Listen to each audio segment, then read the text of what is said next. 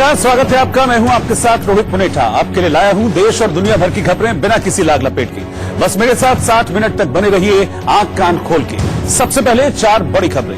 मोदी सरकार ने दिवाली से पहले किसानों को बड़ा तोहफा देते हुए आगामी रबी सीजन की फसलों का न्यूनतम समर्थन मूल्य बढ़ाने का फैसला किया है। गेहूं का न्यूनतम समर्थन मूल्य 85 रुपए प्रति क्विंटल बढ़ाया गया है, जबकि दालों के न्यूनतम समर्थन मूल्य में 325 रुपए की बढ़ोतरी की गई है।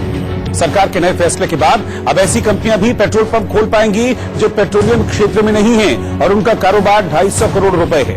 लेकिन इसके लिए एक शर्त यह होगी कि उन्हें कम से कम 5% पेट्रोल पंप ग्रामीण इलाकों में खोलने होंगे। कमलेश तिवारी हत्याकांड के मुख्य आरोपियों की गुजरात से गिरफ्तारी के बाद यूपी पुलिस को उनकी ट्रांजिट रिमांड मिल गई है। वहीं योगी सरकार ने कमलेश तिवारी की पत्नी को 15 लाख रुपए की आर्थिक मदद और परिवार को एक मकान मुहैया कराने का आदेश दिया है।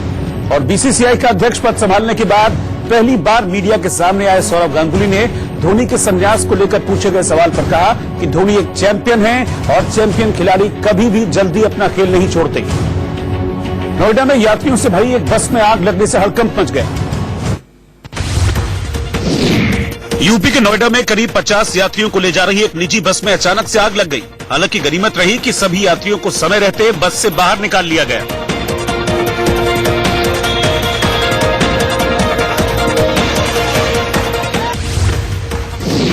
पंजाब के संगरूर में सरकार की तरफ से रोक के बावजूद किसान खेतों में पराली जलाने में जुटे हैं, जिसका धुआं फैलने से प्रदूषण का खतरा लगातार बढ़ रहा है।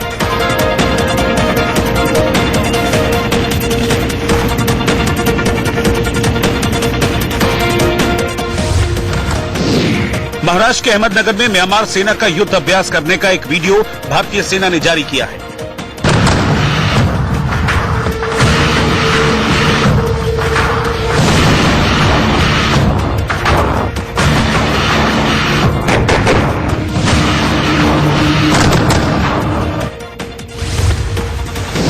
कर्नाटक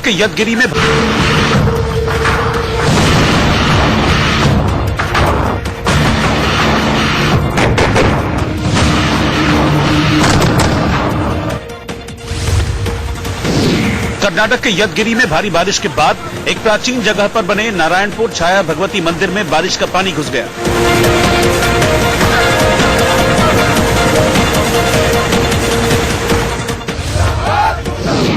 यूपी के कानपुर में ऑनलाइन कारोबार का विरोध करते हुए शहर के खुदरा व्यापारियों ने फ्लिपकार्ट कंपनी के गोदाम पर ताला लगाकर प्रदर्शन किया।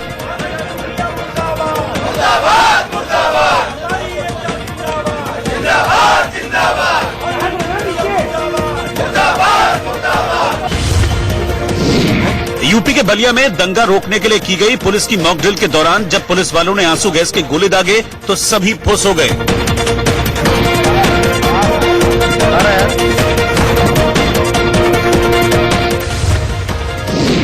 कर्नाटक के गदग में भारी बारिश की वजह से करीब 800 साल पुरानी एक इमारत भरभरा कर गिर पड़ी।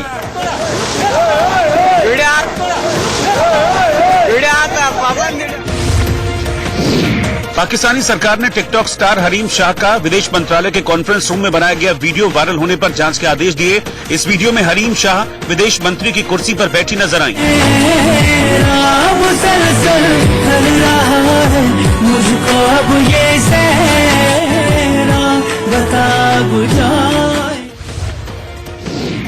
पीओके में मुजफ्फराबाद प्रेस क्लब के बाहर पत्रकारों ने इकट्ठा होकर अपने साथियों पर हुए हमले का विरोध किया और पाकिस्तानी सेना के खिलाफ जमकर नारेबाजी की।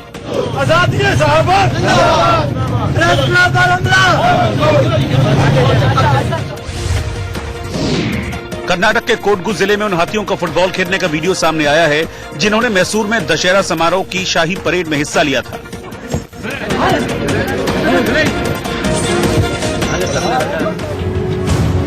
यूपी में कानून व्यवस्था की बड़ी जिम्मेदारी निभाने वाले राज्य की पुलिस की एक बार फिर से किरकिरी हो गई है।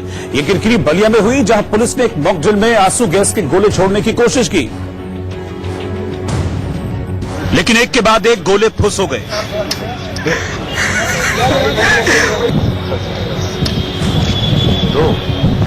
यूपी के बलिया में 100 से ज्यादा पुलिस वालों को दंगे रोकने की ट्रेनिंग देने के लिए एक मॉक ड्रिल का आयोजन किया गया था, जिसमें दंगे के समय प्रदर्शनकारियों पर काबू पाने के लिए और उन्हें तितर बितर करने के लिए आंसू गैस के उपायों के बारे में बताया जा रहा था। इस बीच एक पुलिस वाले ने मैदान के बीच में खड़े होकर आंसू गैस का गोला छोड़ा, लेकिन वो फुस हो गया, जिसके बाद वहां खड़े एक पुलिसकर्मी ने उसे दूसरा गोला दिया, लेकिन वो भी फुस हो गया। इस बीच वहां मौजूद रिपोर्टर ने पुलिस वालों पर तंज कसते हुए सवाल किया, लेकिन पुलिस वाले नमी का बहाना बताकर अपनी लाज बचाने की कोशिश करते दिखे। तो नमी अब फायर करने से इतना बड़ा कार्यक्रम हो, आप जांचते नहीं है क्या? पानी भरा था ना, उसी से सीरियल से है। तो इतना बड़ा कार्यक्रम है और आप लोग वो नहीं करते हैं कि पहले से तैयारी करके चले और क्या नाम है एकाएक हुआ है? यानी तो कोई बड़ा कार्यक्रम हुआ तो इस पे काम ही नहीं करेगा तो फिर नहीं ऐसा है, तो फेल हो जाएगा। नहीं काम करेगा, ऐसी बात नहीं है। देखिए आपको बसार हुआ, फायर हुआ, सब कुछ हुआ है। लेकिन एक के बाद एक फायरिंग होने के बावजूद आंसू गैस के गोले फुस हो रहे थे। पुलिस वालों ने आंसू गैस के कई गोले बंदूक में डालकर फायर किए, लेकिन हर गोला नाकाम रहा।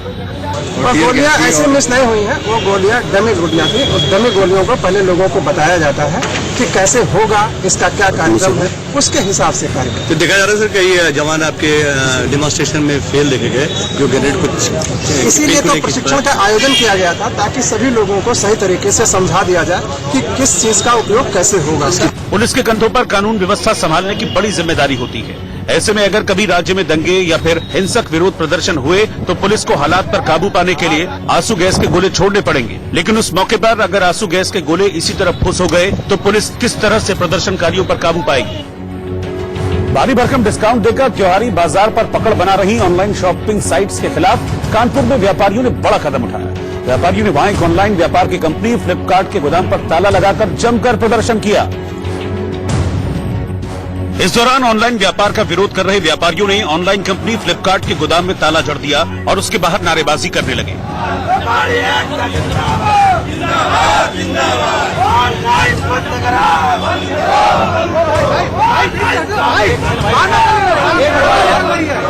ऑनलाइन व्यापार को बंद करने को लेकर थोक से लेकर फुटकर दोनों व्यापारी मोर्चा खोले हुए थे। इस दौरान वो ऑनलाइन कंपनी फ्लिपकार्ट और अमेजॉन है अमेरिकी कंपनी जैसे पोस्टर हाथों में लिए हुए थे। व्यापारियों का कहना था कि ऑनलाइन व्यापार में भारी डिस्काउंट देकर नियमों को अनदेखा किया जा रहा है।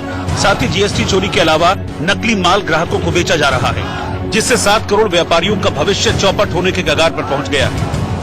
हिंदुस्तान के 7 करोड़ खुदरा व्यापारियों का भविष्य सुरक्षित करने के लिए और कहीं न कहीं उन 7 करोड़ खुदरा व्यापारियों की अस्मिता को बचाने के लिए आज हम लोग ऑनलाइन कंपनियां, हिंदुस्तान की जो लगातार एफडीआई कानून जो भारत सरकार के कानून है, चाहे वो मल्टी ब्रांड रिटेल का एफडीआई का कानून हो और चाहे ई कॉमर्स कंपनियों को लेकर एफडीआई का जो कानून बनाया है उसका उल्लंघन कर रही है। और कहीं न कहीं ब्रांड के नाम पर भी जो छूट दे रही है वो भी भारत सरकार उसकी इजाजत नहीं देती है, उसका भी उल्लंघन कर रही है। व्यापारियों ने home shop 18, Snapdeal, Amazon, Flipkart, Myntra जैसी कई ऑनलाइन कंपनियों पर कार्रवाई की मांग की। साथ ही ये भी कहा कि अगर ऐसा ही हाल रहा तो फुटकर व्यापारी पूरी तरह से बर्बाद हो जाएंगे, जिसकी जिम्मेदारी मोदी सरकार की होगी। जम्मू कश्मीर में ऑपरेशन अलाउड के तहत सुरक्षा बल बड़े पैमाने पर आतंकियों का सफाया करने में जुटे हैं। जम्मू कश्मीर के डीजीपी दिलबाग सिंह ने एक प्रेस कॉन्फ्रेंस में आतंकियों के खिलाफ चलाए जा रहे ऑपरेशन के बारे में पूरी जानकारी दी। इसमें डीजीपी ने बताया कि जम्मू कश्मीर से आतंकी संगठन अंसार गजवत उल हिंद का पूरी तरह से सफाया कर दिया गया। मंगलवार को अवंतीपुरा में हुई मुठभेड़ में 3 आतंकी मारे गए थे, जिसमें अंसार गजवत उल हिंद की कमान संभालने वाला आतंकी हामिद ललहारी भी शामिल था।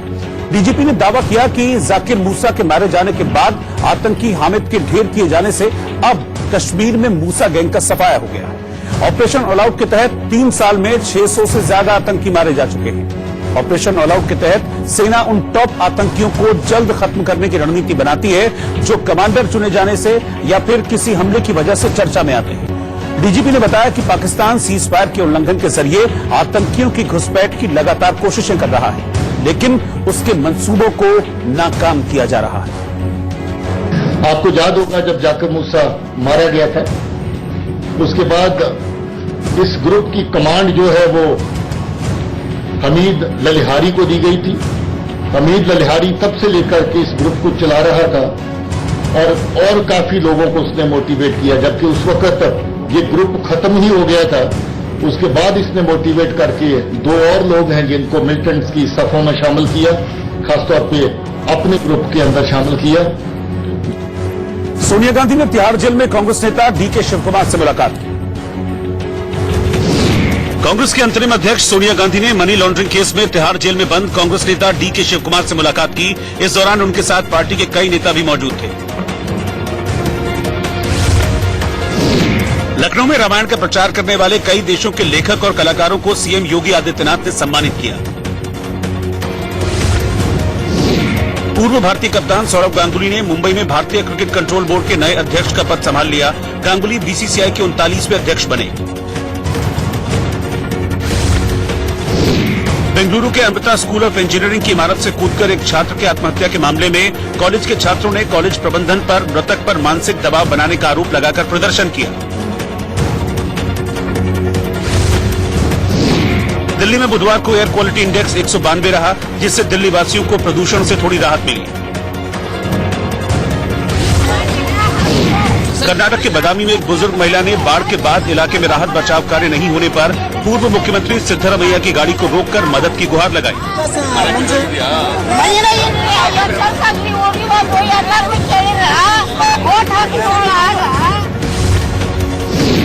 दिल्ली के कनॉट प्लेस में सुबह के वक्त शंकर मार्केट में पुलिस और चेन स्नेचर के बीच हुई मुठभेड़ में 2 आरोपियों को गिरफ्तार कर लिया गया।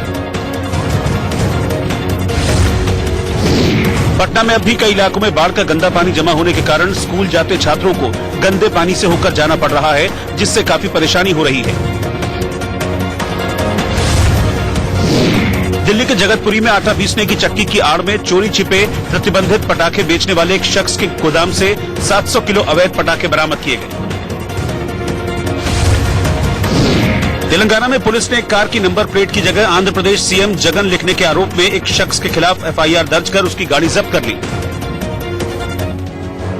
दिल्ली की जामिया मिलिया इस्लामिया यूनिवर्सिटी में छात्र गुटों के बीच झड़प होने से माहौल तनावपूर्ण हो गया। दरअसल यूनिवर्सिटी के कार्यक्रम में इजरायल को पार्टनर बनाए जाने के विरोध में कुछ छात्र पिछले 9 दिनों से हड़ताल पर बैठे थे और वो फिलिस्तीन के समर्थन में नारेबाजी कर रहे थे। लेकिन कहा जा रहा है कि जब हड़ताली छात्र जामिया मिलिया इस्लामिया यूनिवर्सिटी परिसर में मार्च निकाल रहे थे, इसी दौरान जब वो लोग पदयात्रा करते हुए कुलपति दफ्तर के पास पहुंचे तो उन पर कुछ लोगों ने हमला कर दिया। वीडियो बनाओ यार, यार कैसे मार रहे हैं यार। इस दौरान छात्रों का एक गुट दूसरे गुट पर बेल्टों, थप्पड़ों और लात घूंसों से हमला करता हुआ दिखाई दिया और बाकी छात्र डरे सहमे दिखे।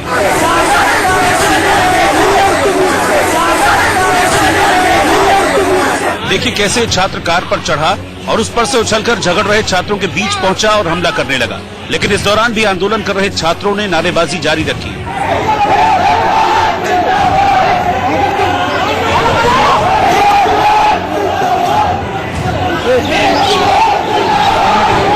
मारपीट होती रही, लेकिन जामिया यूनिवर्सिटी में तैनात सुरक्षाकर्मी हाथ पर हाथ रखे दिखाई दिए। किसी ने मारपीट करने वाले छात्रों को वहां से खदेड़ने की हिम्मत नहीं दिखाई। जामिया पुलिस भी कहते हैं कुछ नहीं कर रही है। सर आप लोग कहते हैं कुछ यहाँ पे गुंडागर्दी कुछ कर नहीं रहे। कौन जा रहा है? आप सर चीफ है यहाँ पे। किससे बात करने जा रहे हैं? क्यों नहीं कर रहे हैं सर? किस लिए यहाँ पे? किस लिए आप लोगों को पता इसलिए करवाने के लिए है, सुरक्षा के लिए है। यूनिवर्सिटी के आप जामिया पुलिस हैं। तो कौन करवा रहा है? यूनिवर्सिटी के अंदर ये जो गुंडे आए हैं कौन है लोग? मार खा रहे छात्रों का आरोप है कि यूनिवर्सिटी प्रशासन के कहने पर कुछ लोगों ने उन पर हमला किया, क्योंकि ये छात्र 5 साथियों को यूनिवर्सिटी की ओर से नोटिस जारी किए जाने के विरोध में प्रदर्शन कर रहे थे। इनके ऊपर में कल हमला किया गया, दिल्ली पुलिस को बुलाया गया बाहर में, जैसे हम लोग गुंडे हैं। हम लोग जिस तरह से देश के अंदर में लोकतंत्र को मारने का काम कर रहे हैं, उस तरह से यूनिवर्सिटी में भी ये लोग लोकतंत्र को दबाने की कोशिश कर रहे हैं। हम लोग चाहते हैं जो कल बच्चे पीटे गए हैं उनके लिए हमें जस्टिस चाहिए। We want justice, we want justice. ठीक है, जिन्होंने पीटा है, ठीक है, थे वो जामिया के, ये नो डाउट, लेकिन वो थे कौन? ठीक है, अपने नाम के आगे मोहम्मद लगाकर जो मतलब नाम की भी बदनामी कर रहे हैं और जामिया की भी बदनामी कर रहे हैं। होते कौन है वो करने वाले? उधर यूनिवर्सिटी प्रशासन के मुताबिक कुछ छात्र संगठनों ने मार्च करते हुए वीसी ऑफिस का घेराव किया। उन्होंने सभी रास्तों को ब्लॉक कर दिया।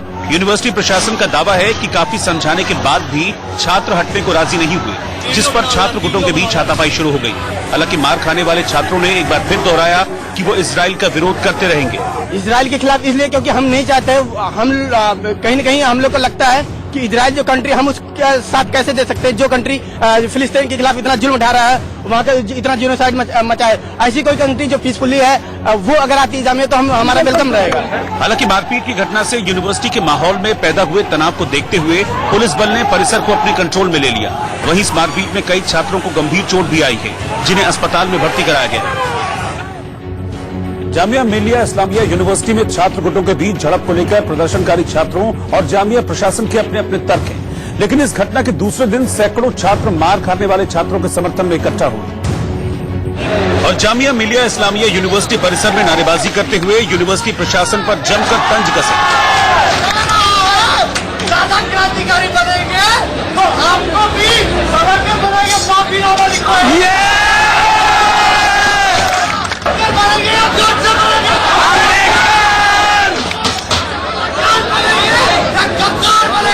प्रदर्शनकारी छात्रों ने मोदी सरकार में लोकतंत्र को खतरा बताया और दावा किया कि छात्र ही मोदी सरकार में असली विपक्ष की भूमिका निभा रहे हैं। तमाम साथियों को सलाम करना चाहता हूँ क्योंकि आज के टाइम पे जब मोदी सरकार आया 2014 में, अगर इस देश में एक विपक्ष रहा, मजबूत विपक्ष रहा, वो छात्र है।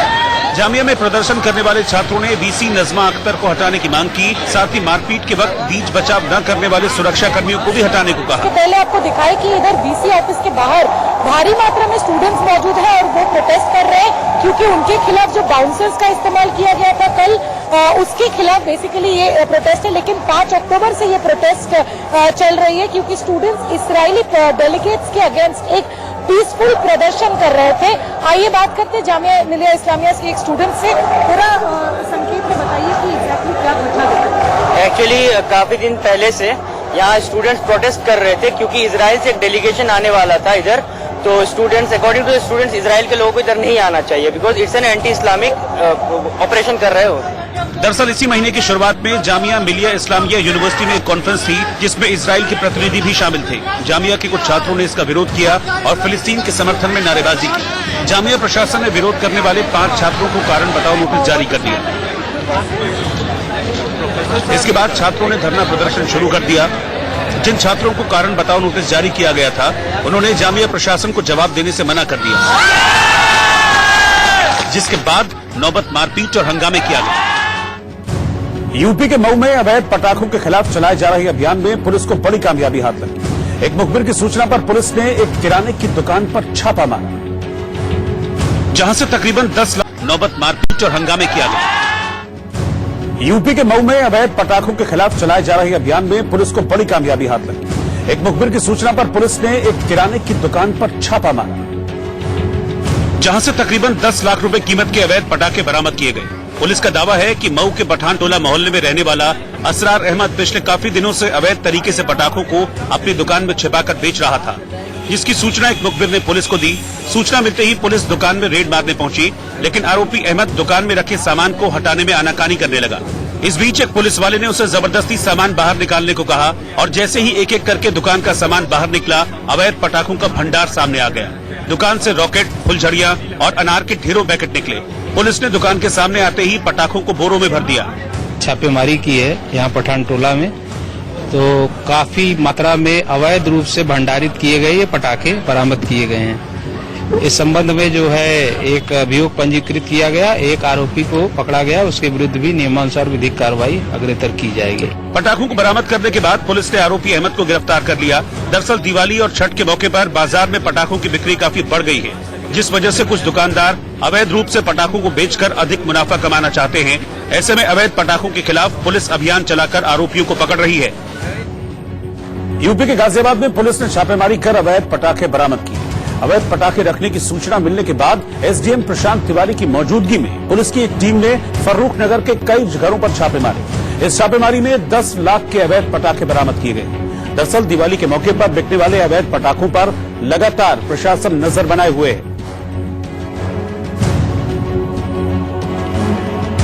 दिवाली पर प्रदूषण को रोकने के लिए यूपी सरकार ने प्रदेश में पटाखे जलाने के लिए नई गाइडलाइन जारी की है। योगी सरकार के दिशा निर्देश के मुताबिक दिवाली के दिन पटाखों को जलाने के लिए रात 8 बजे से 10 बजे तक सिर्फ 2 घंटे की छूट दी गई है। अगर इस नियम का उल्लंघन होता है तो इसके लिए उन इलाकों की पुलिस जिम्मेदार होगी। दीपावली पर कम वायु प्रदूषण वाले पटाखों का ही प्रयोग किया जाएगा। प्रदेश में पटाखों की बिक्री सिर्फ लाइसेंस धारक विक्रेताओं के माध्यम से ही की जाएगी। ऑनलाइन वेबसाइट के जरिए किसी भी तरह के पटाखे या आतिशबाजी के सामान की बिक्री को प्रतिबंधित किया गया है। इसके अलावा एक के बाद एक फटने वाले पटाखे और लड़ियों के इस्तेमाल को भी बैन किया गया।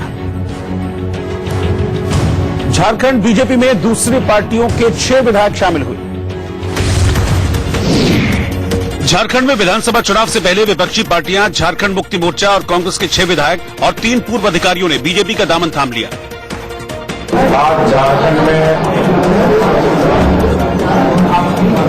कांग्रेस पार्टी के दिग्गज नेतागण, झारखंड मुक्ति मोर्चा के भी दिग्गज नेतागण, आईएएस के अधिकारीगण आज भाजपा परिवार में शामिल हुए। कर्नाटक के गदग में भीष्म झील का पानी एमजीएम कॉलेज अस्पताल के भीतर घुसने के बाद सभी मरीजों को दूसरे अस्पताल में शिफ्ट किया गया। जम्मू कश्मीर के डोडा में जिला पुलिस ने 2 खूंखार आतंकियों पर 15 लाख रुपए के इनाम का ऐलान करते हुए इलाके में पोस्टर लगाए। दक्षिण कश्मीर के कुलगाम जिले के वट में दहशत फैलाने के लिए आतंकियों ने एक सरकारी हाई स्कूल में आग लगा दी, जिसे गांव वालों ने मिलकर बुझाया। यूपी के सहारनपुर में देहरादून सहारनपुर मार्ग पर 2 बसों के आमने सामने की टक्कर में एक बस पलट गई, जिसमें 13 लोग घायल हो गए। दिवाली के मौके पर उत्तर प्रदेश के उन्नाव में हिंदू जागरण मंच के कार्यकर्ताओं ने कुम्हारों से दिए खरीदकर आम लोगों में बांटे और चीन की बनी वस्तुओं का बहिष्कार करने की अपील की। इसी क्रम में फुटपाथ पे बैठे कुम्हारों से हम लोगों ने लगभग 5100 दिए खरीद कर आम जनमानस को वितरण किए हैं, मुफ्त में दिए हैं और उनसे एक आह्वान किया है कि चाइनीज वस्तुओं का बहिष्कार करें। गाजियाबाद के एक प्रॉपर्टी डीलर के साथ 5 करोड़ की धोखाधड़ी के केस में मशहूर कोरियोग्राफर रेमो फर्नांडिस के खिलाफ गैर जमानती वारंट जारी किया गया। लाहौर जेल में बंद पाकिस्तान के पूर्व प्रधानमंत्री नवाज शरीफ की गंभीर हालत को लेकर उनके बेटे हुसैन नवाज ने अपने पिता को जेल में जहर देने का आरोप लगाया। केंद्र सरकार ने तुर्की के हालात को देखते हुए यात्रियों के लिए एडवाइजरी जारी कर तुर्की जाने वाले भारतीयों से अतिरिक्त सुरक्षा बरतने को कहा है। चंद्रमा की सतह पर गायब हुए चंद्रयान 2 के लैंडर विक्रम के लोकेशन को खोजने में नासा का लूनर रिकॉग्निशन ऑर्बिटर एक बार फिर असफल हो गया। पाकिस्तान में हरीम शाह नाम की एक टिकटॉक स्टार इंटरनेट सेंसेशन बनी हुई है। इस बार हरीम शाह टिकटॉक पर पाकिस्तान की बड़ी बड़ी हस्तियों के साथ वीडियो बनाकर सुर्खियों में नहीं है, बल्कि उनके कई वीडियो सामने आए हैं जिनमें वो इस्लामाबाद में मौजूद पाकिस्तान विदेश मंत्रालय के उस ऑफिस में टिकटॉक वीडियो बना रही हैं जहां पाकिस्तान के विदेश मंत्री अधिकारियों के साथ मीटिंग करते हैं। देखिए कैसे टिकटॉक स्टार हरीम शाह उस जगह पर बड़े आराम से चहलकदमी कर रही है जहां पाकिस्तानी सरकार अपनी आवाम के लिए नीतियां बनाती है। आए दिन यहीं पर पीएम इमरान खान भारत के खिलाफ षड्यंत्र रचते हैं, लेकिन देखिए कैसे इतनी अहम जगह पर हरीम शाह बड़े आराम से अपना टिकटॉक वीडियो बना रही है।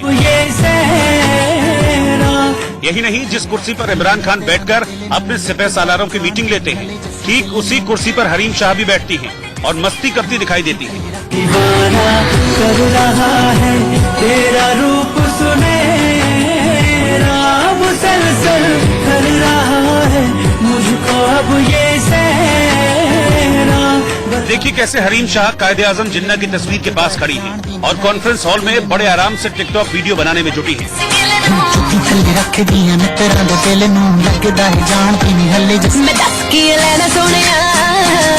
यही नहीं, इससे पहले उन्होंने उस जगह का वीडियो भी बनाया जहां पर दुनिया भर के देशों के झंडे लगे।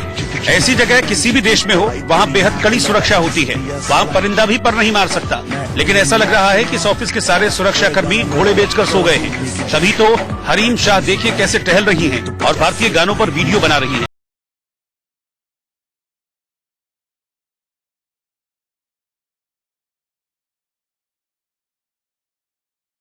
इससे पहले भी हरीम शाह पाकिस्तान के कई मंत्रियों के साथ टिकटॉक वीडियो बना चुकी हैं।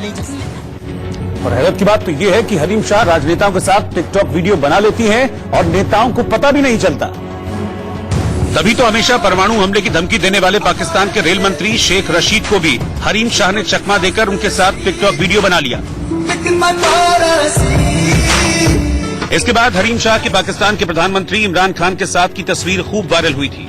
हालांकि पाकिस्तान की आवाम को हैरानी हो रही है कि जिन राजनेताओं से मुलाकात भी मुश्किल हो, उनके साथ कैसे कोई टिकटॉक वीडियो बना सकता है। और जब वीडियो पाकिस्तान सरकार के ऑफिस में घुसकर बनाया गया हो तो हर कोई सोचने पर मजबूर हो जाता है। लेकिन इस पर हरीम शाह का जवाब है कि मैं पाकिस्तान की राजनीतिक पार्टी तहरीक इंसाफ की बहुत बड़ी समर्थक हूं और मैं पार्टी से जुड़ी हुई हूं, इसीलिए मुझे पीटीआई के नेताओं से मिलने का मौका मिल जाता है और मैं उनके साथ टिकटॉक वीडियो बना लेती हूं।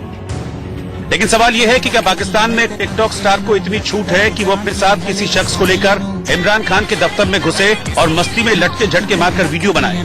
इस बीच हरीम शाह के वीडियो सामने आने के बाद पाकिस्तानी सरकार ने जांच के आदेश दिए हैं कि आखिर उन्हें इतनी कड़ी सुरक्षा के बावजूद दफ्तर में एंट्री मिली कैसे।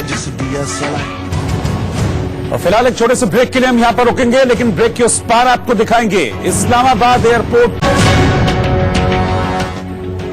ब्रेक के बाद स्वागत है आपका। कमलेश तिवारी मर्डर केस में मुख्य आरोपियों को पुलिस ने गुजरात राजस्थान बॉर्डर के पास से गिरफ्तार करने का दावा किया है।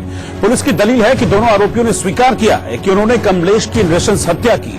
वहीं कमलेश तिवारी की पोस्टमार्टम रिपोर्ट जारी कर दी गई है, जिसमें बताया गया कि कमलेश तिवारी को पहले गोली मारी गई और फिर धारदार हथियार से 15 बार वार किए गए। लेकिन इससे पहले 100 शहरों में यूपी पुलिस भटकी, 1000 कैमरों से सुराग जुटाए, तब कहीं जाकर कमलेश तिवारी के कातिल शिकंजे में आए। दुबई से लेकर गुजरात तक जिस हत्याकांड के सुराग तलाशे जा रहे थे और जो आरोपी लगातार पुलिस को चकमा दे रहे थे, वो आखिरकार पकड़े गए, क्योंकि अशफाक और मोइनुद्दीन को गुजरात राजस्थान बॉर्डर से गुजरात एटीएस ने गिरफ्तार करने का दावा किया। पुलिस की गिरफ्त में खड़े ये वही दोनों बदमाश हैं जिन पर 18 तारीख को दिन दहाड़े लखनऊ में कमलेश तिवारी को बेरहमी से मौत के घाट उतारने का आरोप है। ये दोनों आरोपी कमलेश तिवारी मर्डर केस के वांटेड एक्यूज थे और यह अभी गुजरात एंटर करने वाले थे। उसी समय शामड़ा जी के पास गुजरात एटीएस को मिली इंफॉर्मेशन के आधार पे इन दोनों का अरेस्ट किया। गुजरात एटीएस और उत्तर प्रदेश पुलिस दोनों इस काम में लगी हुई थी और ये दोनों आरोपी सूरत के रहने वाले थे, इसलिए गुजरात एटीएस भी इसमें मदद में पूरी प्रयत्न कर रही थी। जांच में पुलिस को पता चला कि कमलेश तिवारी की हत्या के बाद दोनों आरोपी अशफाक और मोइनुद्दीन लखनऊ से बरेली मौलाना से मिलने आए थे। सूत्रों के इसलिए गुजरात एटीएस भी इसमें मदद में पूरी प्रयत्न कर रही थी। जांच में पुलिस को पता चला कि कमलेश तिवारी की हत्या के बाद दोनों आरोपी अशफाक और मोइनुद्दीन लखनऊ से बरेली मौलाना से मिलने आए थे। सूत्रों के मुताबिक दोनों आरोपियों ने बरेली के एक अस्पताल में इलाज भी करवाया, लेकिन अब चोर पुलिस का खेल आखिरकार खत्म हो गया। लेकिन इन हत्यारों ने पुलिस को बहुत छकाने की कोशिश की। क्या क्या नहीं किया, भेष बदला, कपड़े बदले, शहर बदला, ठिकाने बदले, लेकिन पुलिस का दावा है कि ये फिर भी बच न सके। जब से हत्या हुई है 18 तारीख से, तब से हमारी टीम जो है उन लोगों के पीछे पड़ी हुई थी। हमें कई ऐसे एविडेंसेस मिले थे जिनके आधार पर हम उनका पीछा कर रहे थे, चाहे उन्होंने बरेली जाकर छोटा मोटा इलाज कराया हो या तराई के अन्य जगहों पर गए हो और हाल ही में उन्होंने शाहजहांपुर में अपना फुटप्रिंट छोड़ा हो। हमारी टीम हमेशा वहां मौजूद रही और उनका पीछा करती रही। इस बीच कमलेश तिवारी के परिवार ने दोनों आरोपियों के लिए केवल मौत की सजा की मांग की।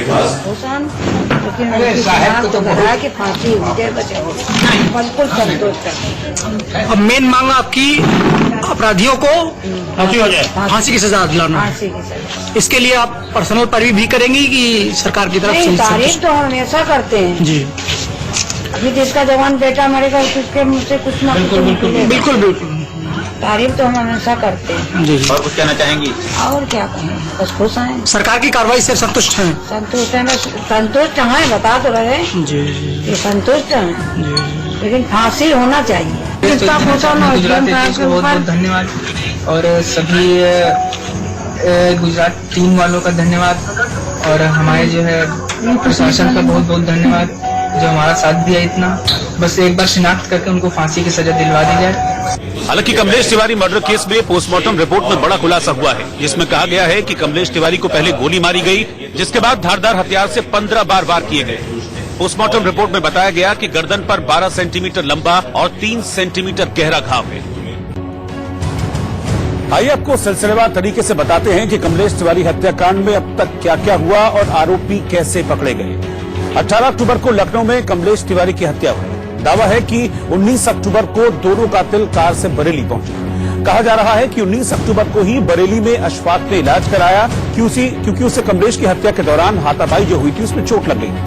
इसके बाद 20 अक्टूबर को दोनों ने बरेली से गाजियाबाद के लिए ट्रेन पकड़ी, लेकिन 20 अक्टूबर को ही चेकिंग के डर से वो रामपुर स्टेशन पर उतर गए। जिसके बाद दोनों आरोपी 20 अक्टूबर को फिर से बरेली में एक मुफ्ती के पास गए, जहां 20 अक्टूबर को ही मुफ्ती ने दोनों आरोपियों को लखीमपुर खीरी भेजने का इंतजाम किया, जहां से वो नेपाल भाग जाने की फिराक में थी। लेकिन 20 अक्टूबर को चेकिंग के डर से दोनों आरोपियों ने शाहजहांपुर के लिए एक टैक्सी पकड़ी। इसके बाद दोनों आरोपी 21 अक्टूबर को शाहजहांपुर रेलवे स्टेशन पहुंचे। 21 अक्टूबर को दोनों सीसीटीवी फुटेज में कैद भी हुए। इसके बाद 22 अक्टूबर को शेख अशफाक हुसैन और मोइनुद्दीन खुर्शीद पठान को गुजरात एटीएस ने राजस्थान गुजरात सीमा पर शामला जी के पास से गिरफ्तार कर लिया। उत्तराखंड के हल्द्वानी में डीएम ऑफिस के सामने पेट्रोल पंप पर आए ग्राहकों ने जमकर हंगामा किया। दरअसल ये लोग गाड़ी में डीजल डलवाने आए थे, लेकिन डीजल डालने के बाद उनकी गाड़ी चालू नहीं हुई, जिसके बाद इन लोगों ने हंगामा कर दिया। हंगामे के बाद जब पंप के कर्मचारियों ने डीजल निकाला तो उसमें से पानी निकला। मौके पर पहुंची पुलिस ने डीजल के सैंपल को टेस्ट के लिए भेज दिया है। डीएम ऑफिस के सामने हुई इस घटना के बाद लोग हैरान दिखे। एक सैंपल के रूप में हमने यहाँ बाल्टी और पानी इसमें डीजल निकलवाया है। तो एज ए लेमैन अगर हम इसको देखें तो वास्तव में काफी पानी की मात्रा से प्रतीत हो रही है। डिपार्टमेंट्स के जो विभाग है उसको हमने बुला लिया यहाँ पर। इसके बाद जो भी टेक्निकल नो हाउस होते हैं वो उसको चेक करेंगे, और यदि इनके द्वारा ऐसा कुछ किया गया है, इनकी संलिप्तता है, तो इनके इस कृत्य के लिए इनको जो भी विधिक विरुद्ध कार्रवाई जो उनके होगी, जो उन्होंने विधिक कार्रवाई की है उसके संबंध में जो भी सुसंगत प्रावधान होंगे कार्रवाई की जाएगी। केंद्र सरकार ने दिल्ली की अवैध कॉलोनियों को नियमित करने का फैसला किया है, जिसके बाद पार्टी में जश्न का माहौल देखा जा रहा है। वहीं दिल्ली में बीजेपी के प्रदेश अध्यक्ष मनोज तिवारी और विजय गोयल ढोल नगाड़ों के साथ सड़कों पर निकल पड़े और जोरदार जश्न मनाए। इसी बीच मनोज तिवारी खुद ढोल बजाने लगे और कार्यकर्ता मोदी के जयकारे लगा रहे थे।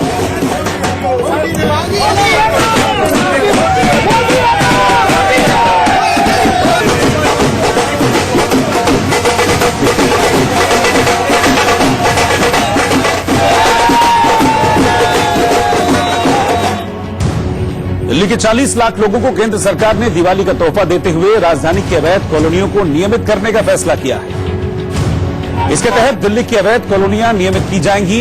इस संबंध में केंद्रीय कैबिनेट की बैठक में बड़ा फैसला लिया गया। इस फैसले से दिल्ली के 40 लाख लोगों को फायदा मिलेगा। इसके साथ ही झुग्गीवासियों को भी उनका मालिकाना हक मिलेगा। फैसले के बाद बेहद मामूली रेट पर जमीन की रजिस्ट्री होगी। वहीं इसके लिए अगर संसद में अगले सत्र में सरकार बिल पेश करेगी। अवैध कॉलोनियों का मुद्दा मोदी सरकार के 100 दिन के एजेंडे में शामिल था। ओनरशिप मिलने के बाद सरकार कॉलोनियों का विकास करेगी, जिसके तहत कॉलोनी में सड़कें, सीवर और पार्क वगैरह का निर्माण किया जाएगा। वहीं अभी तक 3 संपन्न कॉलोनियों पर कोई फैसला नहीं लिया गया है। साथ ही वन्य जमीन वाली कॉलोनियों पर भी अब तक फैसला नहीं लिया गया। दिल्ली के लिए सबसे बड़ा निर्णय है कि 40 लाख लोग जो अनधिकृत कॉलोनियों में रहते हैं उनको मालिकाना हक देने का एक ऐतिहासिक फैसला हुआ है। उसकी जानकारी बाद में हरदीप पुरी जी देंगे। दिल्ली के मुख्यमंत्री अरविंद केजरीवाल ने केंद्र सरकार के इस फैसले की तारीफ की है और अवैध कॉलोनी के लोगों को दिए गए गिफ्ट के लिए पीएम मोदी को शुक्रिया कहा। यूनियन कैबिनेट ने उसको स्वीकार किया है। हम उसका केंद्र सरकार का शुक्रिया अदा करते हैं। ये बहुत लंबा संघर्ष था, हमारा भी, दिल्ली सरकार का भी और दिल्ली के लोगों का भी, जो आज पूरा हुआ है। डीके शिव कुमार को मनी लॉन्ड्रिंग केस में जमानत मिल गई। मनी लॉन्ड्रिंग केस में तिहाड़ जेल में बंद कांग्रेस के वरिष्ठ नेता डीके शिव कुमार को दिल्ली हाईकोर्ट ने 25 लाख के मुचलके पर जमानत दे दी। राजस्थान के धौलपुर जिले के खुर्दिया गांव में मिट्टी लेने गई 5 बच्चियां मिट्टी की खदान ढहने से दब गईं, जिनमें से 2 की मौत हो गई और 3 बच्चियां घायल हो गईं। यूपी में सुल्तानपुर जिले के हलियापुर में रिफाइंड से भरा एक ट्रक रेलिंग तोड़ते हुए गोमती नदी में जा गिरा, जिसमें ट्रक का ड्राइवर और स्टाफ लापता बताया गया। मध्य प्रदेश में छतरपुर जिले में मेंथा प्लांट के टैंक की सफाई के लिए उतरे 2 युवकों की मौत हो गई। उत्तर प्रदेश में योगी सरकार ने दिवाली पर सिर्फ 2 घंटे रात 8 से 10 बजे के बीच पटाखे चलाने की अनुमति दी। मध्य प्रदेश के ग्वालियर में एक बैंक के बाहर लुटेरों ने गैस एजेंसी के मैनेजर को गोली मारकर उससे 4.5 लाख रुपए लूट लिए। लंदन के एसेक्स इलाके में एक लॉरी कंटेनर से 39 लोगों के शव बरामद किए गए, जो बल्गेरिया से पहुंचा था।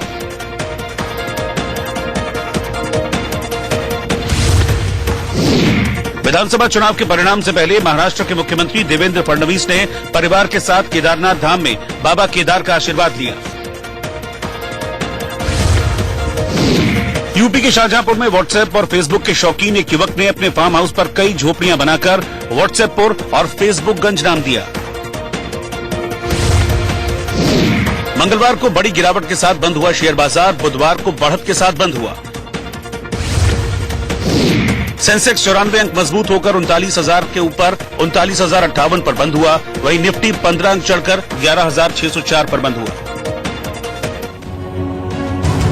भारतीय क्रिकेट के पूर्व कप्तान सौरव गांगुली ने बुधवार को बीसीसीआई के अध्यक्ष पद की जिम्मेदारी संभाल ली। दादा के नाम से मशहूर गांगुली दुनिया के सबसे अमीर क्रिकेट बोर्ड बीसीसीआई के 39वें अध्यक्ष बन गए। अध्यक्ष बनने के बाद गांगुली ने मीडिया से बातचीत में कई बातों पर अपने विचार रखे और अपना प्लान भी बताया।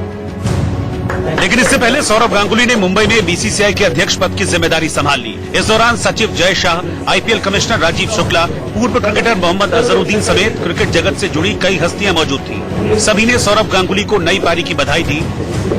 कार्यभार संभालने के बाद गांगुली ने प्रेस कॉन्फ्रेंस की। इस दौरान उनसे महेंद्र सिंह धोनी के रिटायरमेंट और टीम में रोल पर सवाल किए गए, जिन पर दादा ने सटीक जवाब दिया। And when the entire world said that, he'll never make it, I believed in myself and came back and played for 4 years. Champions don't finish very quickly. I don't know what's in his mind, what he thinks about his career. So we'll deal with that. He's one of the greats of the game, India. Press conference में सौरव ने कहा कि उनकी अभी कप्तान विराट कोहली से बात नहीं हुई है, लेकिन वो जल्द उनसे मुलाकात करेंगे। We'll be there to support him. We'll listen to him because I've been a captain myself and I understand from that position, and we will deal with it. So it's a mutual respect which will be there. Opinions will be there, discussions will be there, and we'll do what is best for the game. It's an honor. Ganguly ने इस बात पर जोर दिया कि भारत की सबसे बड़ी क्रिकेट बॉडी बीसीसीआई में एक बड़े बदलाव की जरूरत है। बता दें कि सौरव गांगुली निर्विरोध रूप से बीसीसीआई के प्रमुख बने हैं और एक क्रिकेटर का इस पद पर आना काफी सालों के बाद हुआ है। सौरव ने बुधवार को ही बीसीसीआई प्रमुख के तौर पर कार्यभार संभाला है। पाकिस्तान के इस्लामाबाद एयरपोर्ट पर यात्रियों और एयरपोर्ट सुरक्षा बल के बीच मारपीट का वीडियो सामने आया है। इस वीडियो में यात्री बेहद गुस्से में हैं और एयरपोर्ट सुरक्षा बल के जवानों के साथ हाथापाई करते नजर आ रहे हैं। वहीं जवाब में एयरपोर्ट सुरक्षा बल भी यात्रियों के साथ मारपीट करता दिख रहा है और कुर्सी फेंककर यात्रियों पर हमला करते हुए देखे जा सकते हैं। इतना ही नहीं, वो यात्रियों पर थूकते हुए भी दिखाई दे रहे हैं। ये पूरी घटना 17 अक्टूबर की है, जब खराब मौसम के चलते पाकिस्तान इंटरनेशनल एयरलाइंस जेद्दा से पेशावर जाने के दौरान इस्लामाबाद एयरपोर्ट पर इस विमान को उतारा गया था। यहां यात्रियों ने चाय नाश्ता नहीं मिलने के बाद हंगामा कर दिया, तो एयरपोर्ट की सुरक्षा बल ने यात्रियों के साथ इस तरह से बदसलूकी की, उनके साथ मारपीट की। आप तस्वीरें देख सकते हैं कि गुत्थम गुत्था हो रहे हैं एयरपोर्ट सुरक्षा के जवान और यात्री। दरअसल यात्रियों का यह कहना था कि एक तो फ्लाइट को बीच में उतारा गया और ऊपर से इन यात्रियों का खाने पीने का इंतजाम नहीं किया गया। इसकी शिकायत जब की गई तो यहाँ पर एयरपोर्ट पर तैनात सुरक्षाकर्मी यात्रियों से उलझ पड़े, जिसके बाद दोनों तरफ जमकर मारपीट हुई है। तस्वीरें आप देख सकते हैं, यात्री और ये सुरक्षाकर्मी आपस में लड़ते हुए देखे जा सकते हैं। इस्लामाबाद एयरपोर्ट की तस्वीर। पश्चिम बंगाल के कूच बिहार में बीजेपी और तृणमूल कांग्रेस के कार्यकर्ताओं के बीच हिंसक झड़प हुई। इस घटना में दोनों दलों के कार्यकर्ताओं ने एक दूसरे के दफ्तरों में तोड़फोड़ की और आग लगा दी। इसमें कई लोग घायल भी हुए हैं।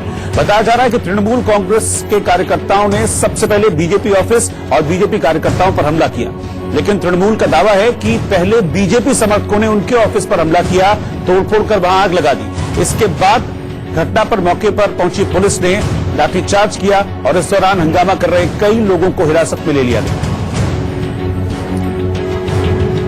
कांग्रेस नेता डीके शिवकुमार को जमानत मिलने पर उनके समर्थकों में खुशी की लहर दौड़ गई। कांग्रेस के वरिष्ठ नेता डीके शिवकुमार को जमानत मिलने के बाद बेंगलुरु में उनके समर्थकों ने एक दूसरे को मिठाइयां खिलाकर नाचते गाते जश्न मनाया।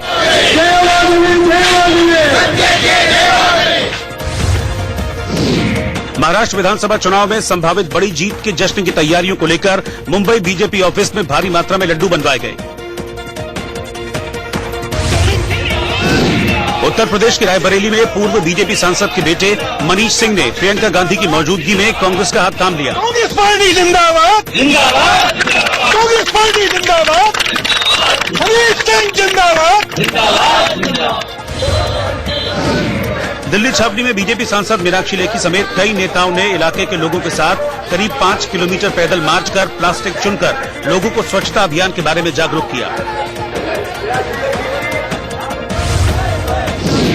जम्मू में शिवसेना डोगरा फ्रंट के कार्यकर्ताओं ने बॉर्डर पर पाकिस्तान की ओर से आम नागरिकों पर गोलाबारी का विरोध करते हुए पाकिस्तान का झंडा जलाया।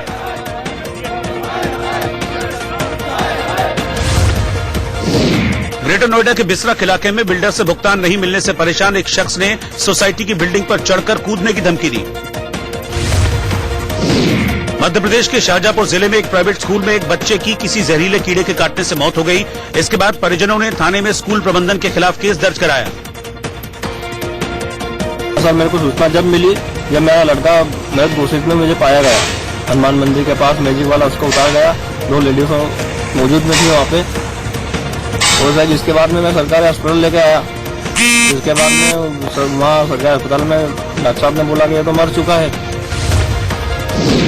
दिल्ली के नेहरू नगर इलाके में एक बेकरी की दुकान पर प्लास्टिक की थैली देने से मना करने पर एक ग्राहक ने बेकरी कर्मचारी की पीट कर जान ले ली।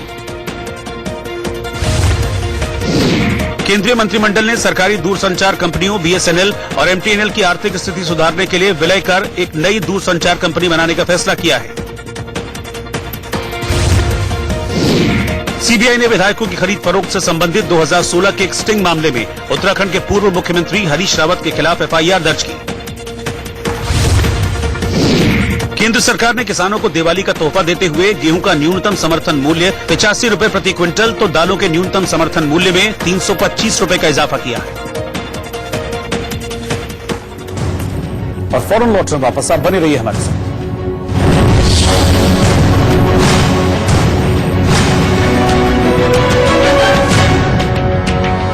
लखनऊ नहीं बरेली में होनी थी कमलेश की हत्या, कत्ल से दुबई के तोहू का। और अब देखते हैं कि सियासी मैदान में बयानों की बाजी आज किसके नाम रही। देखिए, वो ट्विटर वाली नेता हैं, अभी अपने भाई को और कांग्रेस के अध्यक्ष को जिताने के लिए आई अमेठी से वो लोकसभा चुनाव हरा करके अपने स्वयं के भाई को गई हैं। और जहां पर भी चुनाव हो रहे हैं, चुनावी राजनीति में कांग्रेस पूरी तरह से अलग थलग पड़ी है। अब मीडिया उनको स्पेस दे देता है, अब उसके कारण से वो कोई ट्वीट भी कर दिया तो इतना हाईलाइट कर देंगे, ऐसा कोई महत्व नहीं है। कहीं मॉब लिंचिंग जैसी घटनाओं आदि का संज्ञान भी नेशनल क्राइम रिकॉर्ड ब्यूरो में लिया होता है तो उत्तर प्रदेश उसमें भी टॉप कर रहा होता है। और स्वयं सुप्रीम कोर्ट ने कहा एक अराजकता की स्थिति है उत्तर प्रदेश में, तो इन बातों का जवाब कांग्रेस नहीं पूछेगी तो कौन पूछेगा। और उत्तर प्रदेश के प्रभारी महामंत्री के रूप में भी और उत्तर प्रदेश के नागरिक के रूप में, उत्तर प्रदेश के शुभेच्छु के रूप में भी ये सवाल पूछा ही जाना चाहिए। और इनका भी तो हम बधाई देते हैं कि वो इन सवालों को लगातार पूछ रहे। छत्तीसगढ़ के बारे में भी यही कहा गया था कि छत्तीसगढ़ में एग्जिट पोल में तो कांग्रेस की सरकार बन नहीं रही थी, लेकिन जब रिजल्ट आया तो 3/4 बहुमत से कांग्रेस की सरकार बनी। तो एग्जिट पोल के अपनी सीमाएं हैं, उसके बारे में बहुत ज्यादा टिप्पणी करने की आवश्यकता मैं नहीं समझता कि एग्जिट पोल हमेशा सही होता है। आप दिल्ली की देख लीजिए, उसमें एग्जिट पोल क्या बता रहा था, उसके पहले बिहार का एग्जिट पोल के बारे में बता दीजिए, वहां भी आप बीजेपी सरकार बना रहे थे एग्जिट पोल वाले। दोनों प्रदेशों में, महाराष्ट्र और हरियाणा में भारतीय जनता पार्टी के भव्य जीत होगी। दोनों प्रदेशों में सरकार हम बनाएंगे। अब एग्जिट पोल्स के जो एवरेज देखेंगे तो भारतीय जनता पार्टी की जो जीत है वो 2014 के तुलना में बड़ी जीत होगी। ये लगभग एग्जिट पोल्स को सारे मिलकर यही नतीजे